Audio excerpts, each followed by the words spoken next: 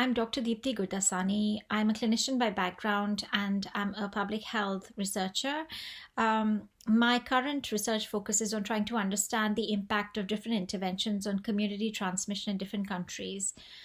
Today, I wanted to speak with you about schools, children, and how they contribute to transmission, and what we can do as parents and communities to protect ourselves and our children.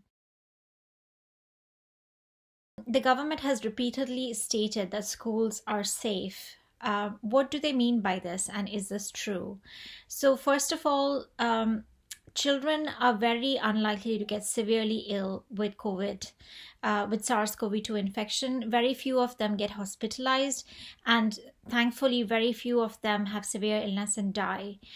But that doesn't mean that children cannot get affected at all. And it also doesn't mean that there aren't risks for other people who children can potentially transmit to. So, looking at the direct impact of transmission on children, while severe illness is very rare, children can suffer from symptoms of COVID that can continue for long periods of time, just like with adults. We call this long COVID because we don't fully understand what it means, but we know that between 1 in 7 to 1 in 8 children can have symptoms such as tiredness, cough, breathlessness, stomach pain, nausea, vomiting, difficulty in concentrating, problems with memory and sleep, lasting for 5 weeks or more after their original infection.